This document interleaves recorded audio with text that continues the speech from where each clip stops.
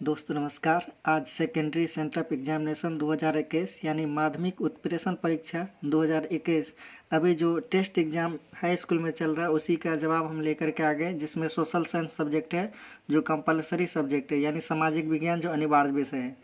उत्तर पुस्तिका code set ए है, जिसमें कुल प्रश्नों की संख्या 80 + 30 यानी 112 क्वेश्चन होंगे और कुल मुद्रित पृष्ठ की संख्या 44 होंगे, जिसमें कुल पूर्णांक 80 हो गए, यानी टोटल मार्क 80 मार्क के पूछे जाएंगे। तो 80 मार्क में आपको 50% यानी 40 ठो ऑब्जेक्टिव और 40 नंबर का सब्जेक्टिव में जवाब देना है। तो जिसमें हम 40 नंबर का ऑब्जेक्टिव सॉल्व करने जा रहे हैं। तो चलिए प्रश्न को आगे बढ़ाएं। प्रश्न नंबर 1 में कह रहा कि रूस की बोल्शेविक क्रांति का नेतृत्व किसने किया। तो देखिए क्वेश्चन नंबर फर्स्ट में है स्टालिन, ट्रास्की, कार्ल मार्क्स या लेनिन।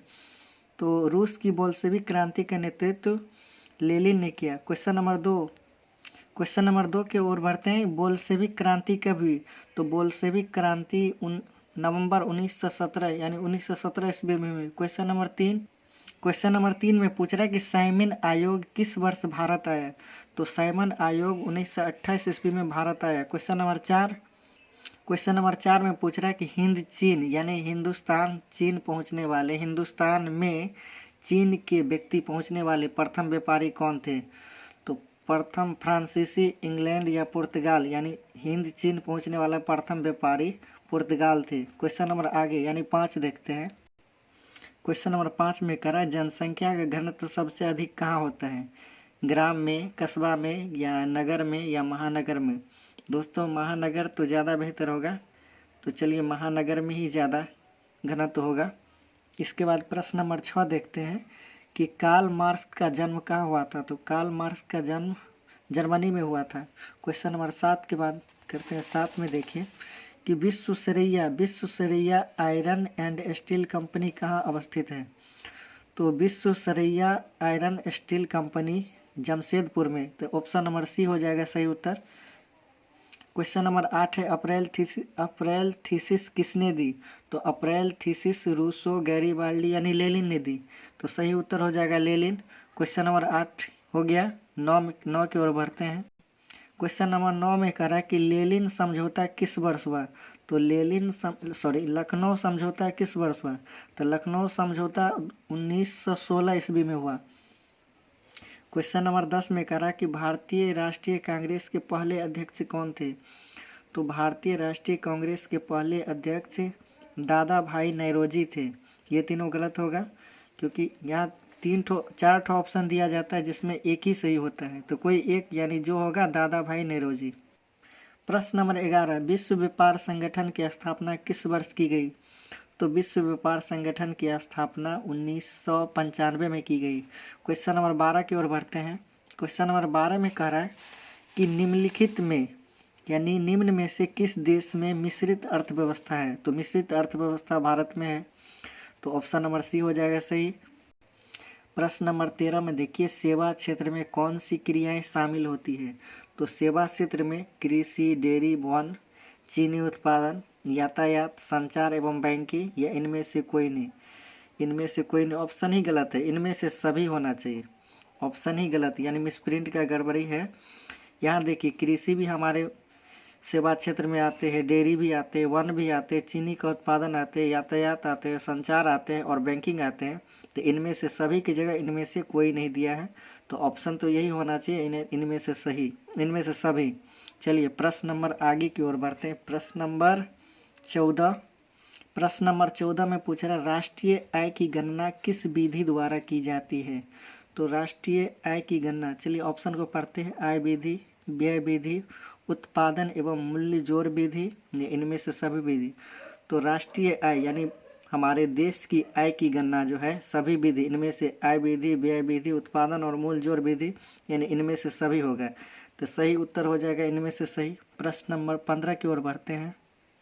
प्रश्न नंबर 15 में करा कि भारतीय बैंकिंग प्रणाली के शीर्ष पर है, यानी भारतीय बैंकिंग प्रणाली के शीर्ष पर कौन है। वाणिज्यिक बैंक है या सहकारी बैंक है या क्षेत्रीय ग्रामीण बैंक है या रिजर्व बैंक ऑफ इंडिया है। तो भारतीय बैंकिंग प्रणाली के शीर्ष पर केवल रिजर्व बैंक ऑफ इंडिया होगा, क्योंकि सबका बाप यही है। तो आंसर नंबर डी सही है। प्रश्न नंबर 16 में करा कि भारत का वित्तीय वर्ष कौन सा है, यानी क्लोजिंग डेट कितना है। 1 जनवरी से 31 दिसंबर, या 1 जुलाई से 30 जून तक, या 1 अप्रैल से 31 मार्च तक, या 1 दिसंबर से 31 अगस्त तक। तो भारत का वित्तीय वर्ष हो जाएगा 1 अप्रैल से 31 मार्च तक, यानी 1 अप्रैल से कोई भी काम स्टार्ट होती है और क्लोजिंग डेट 31 मार्च तक ही होता है। चलिए, पहले दिसंबर में क्लोज होता था, अब नई सिरे से 31 मार्च तक होता है, तो याद रखेंगे आप लोग। आगे बढ़ेंगे। प्रश्न नंबर 17, निम्नलिखित में कौन सी सेवा गैर सरकारी है, यानी गैर सरकारी, इसका मतलब हुआ कि सरकारी नहीं है। तो डाक सेवा भी सरकारी है, रेल सेवा भी सरकारी है, सैन्य सेवा भी सरकारी है। इनमें से गैर सेवा तो हो जाएगा मॉल, यानी दुकान। तो इसका आंसर सही हो जाएगा मॉल सेवा, यानी मॉल केवल किसी एक व्यक्ति का निजी होता है। चलिए, प्रश्न नंबर आगे बढ़ते हैं। इनमें से केवल 40 प्रश्न का जवाब देना है, तो कहीं से कोई भी प्रश्न उठा करके आप 40 तो जवाब दे दीजिए। तो हम लोग आगे बढ़ें। प्रश्न नंबर 22 में करा कि काजीरंगा राष्ट्रीय उद्यान कहाँ है, मतलब कौन जगह काजीरंगा उद्यान है। असम में है, केरल में, गुजरात में, या उत्तर प्रदेश में। तो काजीरंगा उद्यान असम में है। इतना आसान क्वेश्चन पूछा हुआ। प्रश्न नंबर आगे 23 की ओर बढ़ते हैं। प्रश्न नंबर 23 में देखिए, संजय गांधी जैविक उद्यान कहाँ है। तो संजय गांधी जैविक उद्यान गया में है, या मुजफ्फरपुर में, या दरभंगा में, या पटना में। तो संजय गांधी जैविक उद्यान पटना में है। आगे बढ़ते हैं। प्रश्न नंबर 24 में देखिए, ऊर्जा का गैर पारंपरिक स्रोत कौन सा है। तो ऊर्जा का गैर पारंपरिक स्रोत कोयला, गैस, या पेट्रोलियम, या सौर ऊर्जा। तो उत्तर सही होना चाहिए सौर ऊर्जा। आगे बढ़ते हैं। प्रश्न नंबर 25 में देखिए, देश के बांधों को किसने भारत का मंदिर कहा था। तो देश के बांधों को भारत का मंदिर कहने वाला JL नेहरू, यानी जवाहरलाल नेहरू जी ने भारत के रास्ते को, यानी रोड, सड़क को, यानी बांध को भारत का मंदिर कहा है। तो ऑप्शन सही हो जाएगा। प्रश्न नंबर 26 में कह रहा है कि काली मृदा का दूसरा नाम क्या है, यानी काली मिट्टी का दूसरा नाम क्या है। तो काली मिट्टी का बलुई मृदा, या लाल मृदा, या रेगुर मृदा, या पर्वतीय मृदा। तो काली मिट्टी का दूसरा नाम हो जाएगा रेगुर मृदा। प्रश्न नंबर 27 में हो जाएगा, सुनामी का प्रमुख कारण क्या है, यानी सुनामी जो आता है तो क्यों आता है। समुद्र में भूकंप के कारण, या मैदानी क्षेत्र में भूकंप के कारण, या पर्वत पर भूकंप के कारण, या इनमें से कोई नहीं। तो सुनामी का प्रमुख कारण हो जाएगा समुद्र में भूकंप के कारण। प्रश्न नंबर आगे बढ़ते 28 में देखिए, पृथ्वी की सतह पर सबसे पहला व्यक्ति पहुंचने वाले पृथ्वी की सतह पर सर्वप्रथम पहुंचने वाले भूकंप तरंग कौन सा है। तो सही आंसर हो जाएगा P तरंग, S तरंग, L तरंग, या T तरंग। तो सही उत्तर हो जाएगा P तरंग, यानी ऑप्शन A सही है। P तरंग सबसे पहले पहुंचने वाली भूकंप तरंग है। प्रश्न नंबर 29 में देखिए, जलने में क्या प्राथमिक उपचार होना चाहिए। ठंडा पानी डालना, या गर्म पानी डालना, या अस्पताल में उपचार, या इनमें से कोई नहीं। इतना आसान क्वेश्चन पूछा गया। जलने में, यानी कोई भी व्यक्ति जल जाता है तो गर्म पानी नहीं डालेंगे, सबसे पहले ठंडा पानी डालेंगे ताकि उसको सुकून, यानी आराम मिले। प्रश्न नंबर 30 में करा, भाखरा नांगल बांध किस नदी पर बना हुआ है। तो भाखरा नांगल बांध नर्मदा नदी पर बना हुआ। तो सही उत्तर हो जाएगा नर्मदा। शेष ऑप्शन इसलिए नहीं पढ़ते, टाइम ज़्यादा हो जाएगा, वीडियो लंबा हो जाएगा। प्रश्न नंबर आगे बढ़ते हैं। प्रश्न नंबर 31 को देखिए, भोपाल गैस त्रासदी में किस गैस का रिसाव हुआ था। तो भोपाल गैस त्रासदी में carbon dioxide, carbon monoxide, methyl isocyanate, या सल्फर डाइऑक्साइड। तो भोपाल गैस त्रासदी में मिथाइल आइसोसाइनेट ही लीक हुआ था। दोस्तों, आप लोग को मालूम होगा मिथाइल आइसोसाइनेट इतना खतरनाक होता है, जब यहाँ रिसर्च सेंटर में, यानी एक गैस लीक हुआ था जिसका नाम है मिथाइल आइसोसाइनेट, जिसके वजह से हजारों लोग मारे गए थे। तो भोपाल गैस त्रासदी में हो जाएगा आंसर C, यानी C ही हो जाएगा। चलिए आगे बढ़ते हैं। 32 नंबर क्वेश्चन देखते हैं। प्रश्न नंबर 32 में देखिए, राउरकेला इस्पात संयंत्र कहाँ है, यानी राउरकेला इस्पात उड़ीसा में है। तो सही आंसर हो जाएगा उड़ीसा, झारखंड, छत्तीसगढ़, या पश्चिम बंगाल। तो सही उत्तर हो जाएगा उड़ीसा। प्रश्न नंबर आगे 33 को देखिए, पहला अंतर्राष्ट्रीय पृथ्वी सम्मेलन कहाँ हुआ था? तो पहला अंतर्राष्ट्रीय पृथ्वी सम्मेलन जिनेवा, न्यूयॉर्क, जापान या रियो डी जेनेरो? तो रियो डी जेनेरो में ही पहला अंतर्राष्ट्रीय पृथ्वी सम्मेलन हुआ था। सही उत्तर हो जाएगा ऑप्शन डी। प्रश्न नंबर 34, कपास के लिए उपयुक्त मृदा यानी मिट्टी है। कपास की खेती के लिए सबसे अच्छी मृदा कौन सा है? तो काली मिट्टी, यानी देखिए काली मिट्टी तो इसमें नहीं है, तो काली मिट्टी का दूसरा नाम यानी रेगुर मृदा है। ऑप्शन नंबर ए ही सही हो जाएगा। चलिए आगे बढ़ते। प्रश्न नंबर 35 को देखिए, कौन प्राकृतिक आपदा विस्तृत क्षेत्र को प्रभावित करती है? भूकंप, बाढ़, सूखा या ओजोन परत का क्षरण? तो इनमें दोनों सही। यहाँ पर बाढ़ और ओजोन परत का क्षरण होगा, लेकिन ज़्यादा कंसेस इसी पर है। प्राकृतिक आपदा, बाढ़ भी, भूकंप भी सूखा प्रभावित करती है, तो ज़्यादा प्रभावित करती है बाढ़। चलिए बाढ़ ही सही उत्तर दीजिए आप लोग, क्योंकि बाढ़ आने के कारण विस्तृत क्षेत्र यानी काफ़ी क्षेत्र को नुकसान पहुंचता है, तो उत्तर सही हो जाएगा बाढ़। सवाल नंबर 36 में देखिए, विश्व में सबसे बड़ा प्रजातंत्र देश यानी पूरे दुनिया में सबसे बड़ा प्रजातंत्र चीन है या अमेरिका है या पाकिस्तान है या भारत? तो सही उत्तर हो जाएगा भारत। अरे यार कुछ तो पूछा ही नहीं। सवाल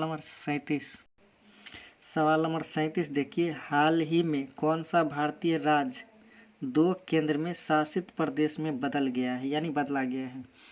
आंध्र प्रदेश, जम्मू कश्मीर, उत्तर प्रदेश या कर्नाटक? तो सही हो जाएगा जम्मू कश्मीर ही केंद्र शासित प्रदेश में बदला गया। चलिए अभी कुछ दिन पहले 2 साल या 1 साल पहले ही पंचायती राज का उच्चतम स्तर क्या है? तो पंचायती राज का पंचायत समिति या इनमें पंचायत समिति, जिला परिषद या ग्राम पंचायत?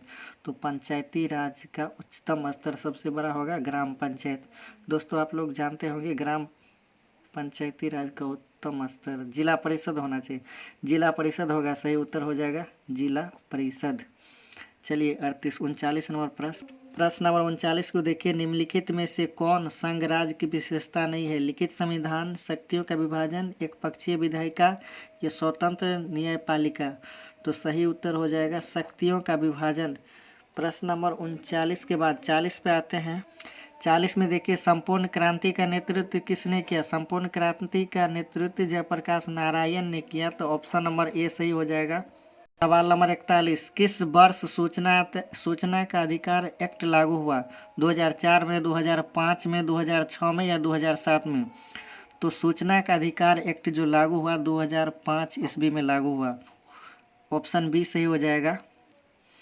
भारत में किस प्रकार की शासन प्रणाली है? भारत में संघीय, अध्यक्षीय, संघीय, संसदीय, एकात्मक और अध्यक्षीय, एकात्मक और संघीय? तो संघीय और संसदीय होगा। प्रश्न नंबर 43, क्षेत्रवाद की भावना का एक कुपरिणाम है? अपने क्षेत्र से लगाव या राष्ट्रीय हित या राष्ट्रीय एकता या अलगाववाद? तो सही उत्तर हो जाएगा अलगाववाद। प्रश्न नंबर 44 को देखिए, महेंद्र सिंह टिकैत के नेतृत्व में भारत में किस आंदोलन को चलाया गया? भारतीय किसान यूनियन का आंदोलन, नर्मदा बचाओ आंदोलन या चिपको आंदोलन या दलित पैंथर्स? तो महेंद्र सिंह टिकैत के नेतृत्व में भारतीय किसान यूनियन का आंदोलन चालू किया गया, यही चालू किया गया था। यही आंसर सही होगा। क्वेश्चन नंबर 45 को देखिए, निम्नलिखित में से भारत का सबसे पुराना राजनीतिक दल कौन सा है? भारतीय जनता पार्टी, राष्ट्रीय जनता दल, जनता दल यूनाइटेड या भारतीय राष्ट्रीय कांग्रेस? तो सबसे पुराना भारतीय राष्ट्रीय कांग्रेस ही है। ऑप्शन नंबर डी सही हो जाएगा। क्वेश्चन नंबर 46 कह रहा है कि विविधताओं के बीच सामंजस्य की स्थापना की सर्वाधिक क्षमता किस शासन व्यवस्था में होती है? अधिनायक तंत्र या सैन्य शासन तंत्र या लोकतंत्र या कुलीन तंत्र? तो सही उत्तर हो जाएगा लोकतंत्र। लोकतंत्र में ही ज़्यादा सामंजस्य की क्षमता होती है। प्रश्न नंबर 47 को देखिए, भारत में 1977 में आम चुनाव में किस पार्टी को बहुमत मिला था? तो 1977 में आम चुनाव जब हुआ था तो जनता पार्टी यानी जनता पार्टी को ही ज़्यादा बहुमत मिली थी। क्वेश्चन नंबर 48 है, सूचना का अधिकार आंदोलन किस राज्य से शुरू हुआ? तो सूचना का अधिकार आंदोलन राजस्थान से शुरू हुआ। ऑप्शन नंबर ए ही सही हो जाएगा।